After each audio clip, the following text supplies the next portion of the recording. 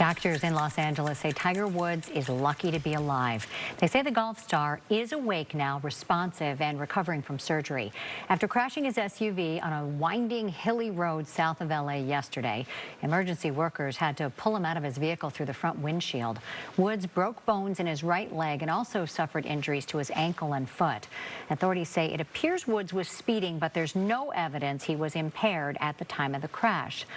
Tiger Woods' new injuries are added to his back problems. The golfer had his 5th back surgery just this past December. So joining us now to talk more about what doctors may be dealing with is Dr. Brian Cole, who's a prominent orthopedic surgeon at Midwest Orthopaedics at Rush. Thank you for giving us the time, Dr. Cole. I want to know your perspective on this because we hear this and we say, okay, multiple fractures, you've got rod and screws and you've got tissue damage. So I think to the layperson, it sounds really devastating. To a seasoned surgeon, what are your thoughts? Well, it's, I think what you're hearing is that it actually is a very, very challenging problem. Often we talk about fractures or breaks in the bone, but the reality is this is also a significant soft tissue injury. And that's as complicated as just having the fracture itself. So he had what we call a comminuted or segmental tibia fracture. So that's a very difficult fracture to manage itself. That was rotted. He had a hindfoot injury and maybe a midfoot injury, which even in isolation, those are profoundly difficult injuries to manage. It is not uncommon that the nature of these injuries, given the soft tissue envelope around the bone, could even lead to an amputation in some instances. Fortunately, that wasn't the case here. So what we know is it was a very complex right lower extremity injury, and it's not just the bone that was presumably fixed as by reports, but it's also the soft tissue that has to heal properly, hopefully prevent or revert infection, and to get him back on his feet again. And I know when we spoke earlier, that's one of your biggest concerns is the infection moving forward.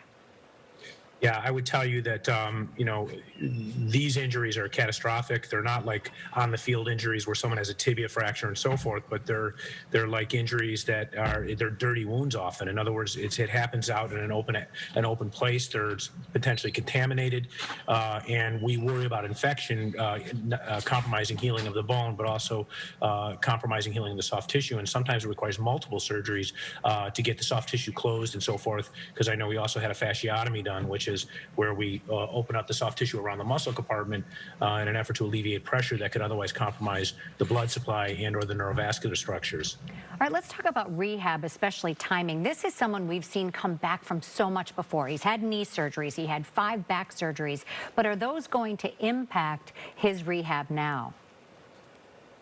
In isolation, this is a tough injury to recover from, and I know everyone will be asking the question, will he ever play golf again?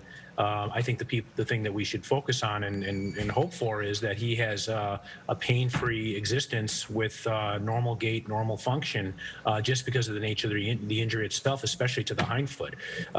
As far as the rehab goes, it's going to be a prolonged period of non-weight bearing, most likely. That causes muscle atrophy and disuse.